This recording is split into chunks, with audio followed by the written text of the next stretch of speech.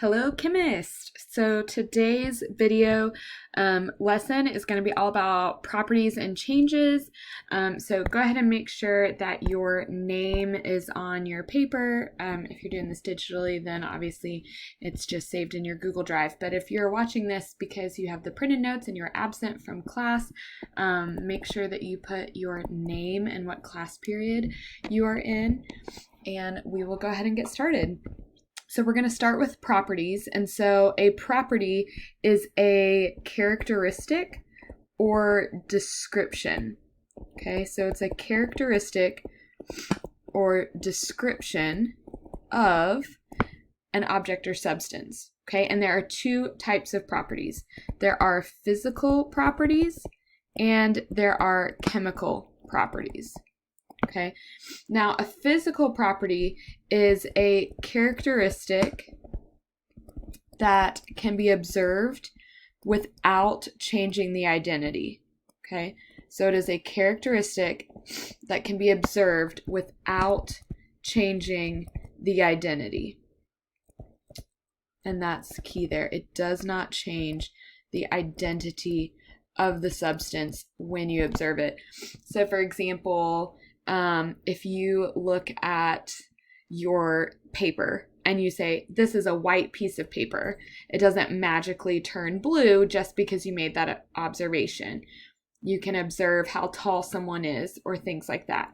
Now, within physical properties, there are two types of physical properties. An intensive physical property does not change based on how much of it you have. Based on the amount. Okay, so for example, density is an intensive physical property. The density of a substance, for example, water, the density of water is 1 gram per milliliter. It is always 1 gram whether you have a small cup of it or you have an entire swimming pool full of water. The density stays the same. Another one can be oftentimes the color. So for example, we know that the lab counters in the classrooms are black, and it's black whether I have a piece of the counter or a whole, the entire counter altogether. So color is typically an intensive physical property. Now an extensive physical property does change based on the amount. Okay, so for example, this might be your mass. Okay, if I have a small amount of paper, it will weigh or have a smaller mass than a larger amount of paper. The length of something is an example of a extensive physical property. The volume, how much space it takes up.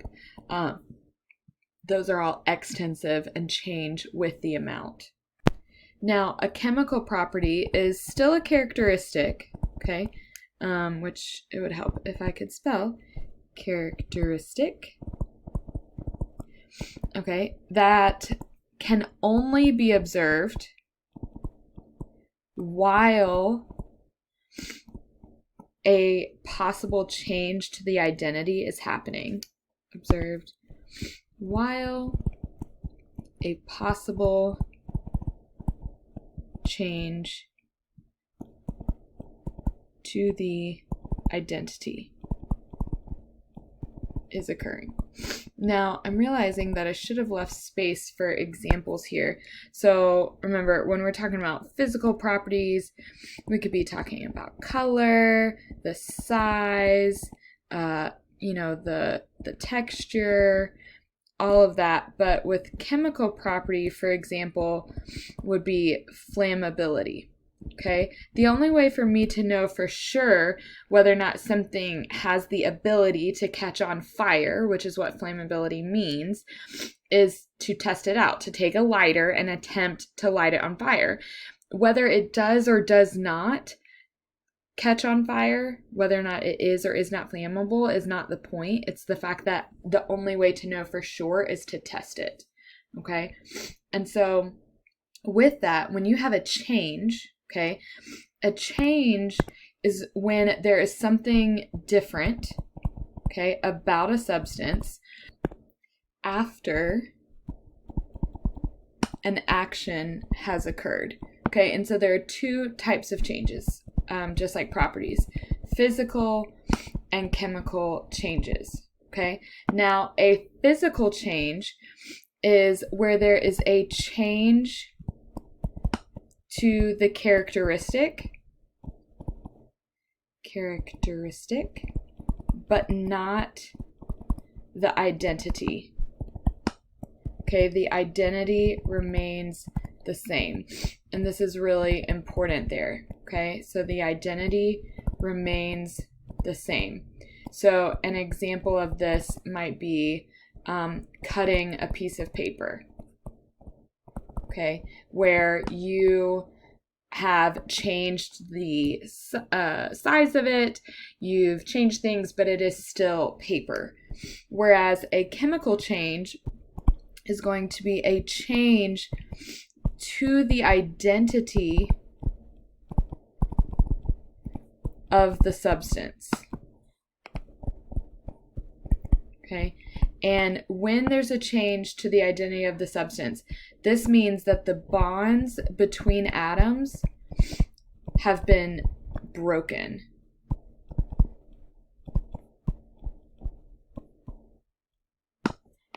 Okay, so you are actually changing the chemical structure of them. Now, one of your things that we've been doing in class, or if you're watching this digitally, is there is a card sort. And so with that, I want you to put your physical properties and chemical properties from your card sort, or a few of them here, and I want you to list out a physical change or a chemical change for those. So for example, in your card sort, one of them says you should know that one of the chemical properties is that sodium reacts, or well, reactivity, I guess. It says sodium reacts very easily with other elements, and so whenever you see something like the word reacts, that's talking about the reactivity, okay? And so the key word there, would you be talking about reacts? So a chemical change would be the change where you actually see that. So we could say that sodium reacts with water. Okay, you're just kind of giving an example of a change for that property. So for example, in your card sort, it also said that water is a liquid, right? And you can observe that without it changing its identity. It's still water, but a physical change would be the water freezing to become a solid, right? To become ice. That's a change, but it's still H2O. It's still water, okay? And so you want to make sure that you go through and look at your physical and chemical properties from your card sort and list some of them. So for example, you want to look at flammability and toxicity for your chemical properties, and for physical properties, where it says water is a liquid, that is an example of a physical property, and actually I'm going to keep that, but the actual thing would be the state of matter, like whether it's a solid, liquid, or gas. Or you could talk about color, you could talk about height or density or any of these sorts of things. So I want you to list out the physical and chemical properties in your card sort, and then some of them have examples of changes. That's how the property is described, and you can put that in the list there. If you want me to double check your columns and what you have, you can send me an image of what you put there on Remind, and I'll give you some quick feedback. But let's take a look at chemical equations and reactions, because one thing to keep in mind is that if you have a chemical change, okay, if you have a chemical change, that is the same as a chemical reaction. You cannot have a chemical reaction without a chemical change happening, okay? And so a chemical equation, okay, what is this? It's just a written form of a chemical reaction. Okay, so this is actually just what we write down. It's got symbolic things that represent the chemicals, okay? And so in a chemical reaction, the reactants are listed on the left side of the arrow and the products are listed on the right side. And so one thing to keep in mind is that your reactants are basically your starting materials. So this is what you have at the beginning, okay? The chemicals that are on your lab counter before you mix them together. Whereas the products are created by the reaction. Okay, so this is what happens there. And they're separated by an arrow. So you're typically going to have, reactant, like let's say you have A plus B and it produces C plus D, okay? A and B, these would be our reactants, okay? This is what we have at the beginning. And then C and D are the products. They're on the right side of our chemical equation. And so there are a lot of symbols that you're going to see in chemical reactions. The first one being the arrow. The arrow, when we say it out loud, we don't just say arrow. It means to produce or to yield. Okay, basically you make it. It's what's separating your ingredients from your final product. The plus sign just means and.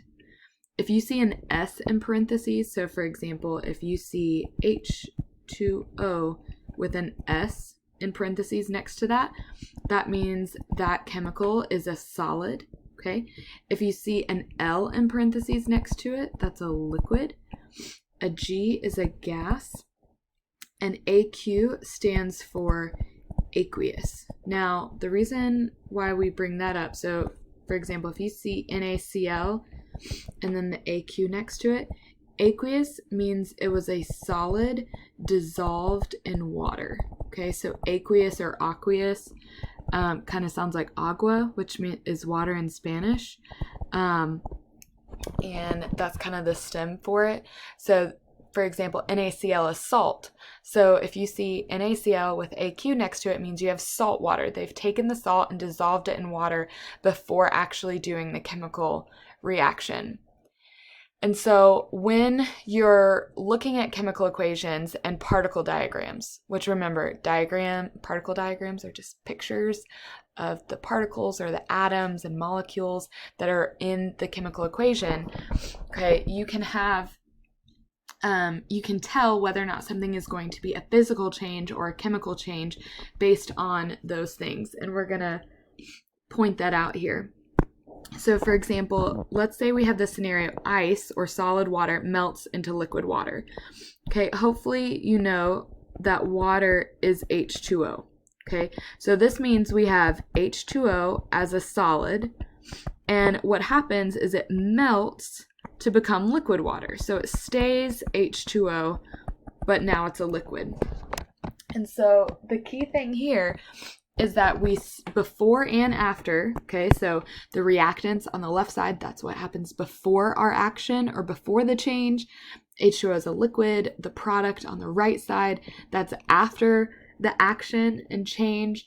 And we can see that the actual chemical formula remain the same. Okay, so if we were to draw this, okay, let's say oxygen is this red circle, and then we have 2 hydrogens, okay, attached to it. When it's a solid, okay, what happens is, and I'm gonna try to draw this as best as I can, okay, is there are forces here, And you're going to see that these molecules are pretty close together. Okay, and there's an attractive force that's felt between these water molecules. Okay, so they're close together. But afterwards, what happens when something melts is that those forces get weakened. Okay, and so you basically have the same thing, and I'm actually going to cheat a little with drawing. I'm going to copy that. And we're going to paste it over here. Oops. That did not do what I wanted it to. Okay. Never mind. We will not do that because it did weird things. Okay. So basically what happens is those forces get weakened. And what happens is that allows the water molecules to spread out a little more, okay? And that is how ice becomes water, is those forces, those attractive forces between the molecules are weakened, okay? They're not as strong. So here we have strong forces. Here we have weak forces. Okay, but notice, here's the thing, is that the molecule, okay, remember this is called a molecule, the molecule stays the same. Okay, the molecule stays the same. Therefore, this must be a physical change. This is a physical change because we see in the particle diagram that the molecule itself did not change. It's still a red atom with 2 green atoms. And we can see in the chemical equation that the formula, or the chemical formula of water, also remained the same. It's just, it changed from solid to liquid. Now, if we compare that then to a different type of scenario. So here we have water vapor. And vapor, remember, it just means gas. So we have H2O gas, and it decomposes into hydrogen gas and oxygen gas. Okay, so that means it breaks down into 2 different types of gases, hydrogen gas and oxygen gas. Okay, decomposes means to break down. And actually, to balance this out, what will happen is, again, we said, okay, water is our red with 2 green circles. What you're going to have is you're going to have 2 of them, okay, like this. All right, the coefficient at front tells you how many there are. So we have 2 water molecules that are in a gas. And what happens is they completely break down into H2, which is hydrogen gas. So hydrogen is diatomic, meaning that the hydrogens like to stick together. Okay. And the oxygen gas also sticks together. And notice that we don't have a coefficient in front, so that just means there's a 1. So you can see here that the molecule that you have in your reactant is different from the 2 types of molecules that you have at the end. So the molecules change. Okay, so this means that bonds are broken. Okay, and so this must be a chemical change. And so that's kind of what we're looking for when we're thinking about physical and chemical changes. Okay, so a physical change, the molecules and the bonds between the atoms stays the same. It's just like the force between them changes. But in a chemical change, the actual bonds in the atoms are being broken and changed into new ones. And so you see here that we have H2O to begin with, but then we end up with hydrogen gas and oxygen gas. Completely different chemical formulas on the reactant side and product side. And so that is your note lesson for today. Hope that makes sense. If you have questions, feel free to email me or send me a message on Remind.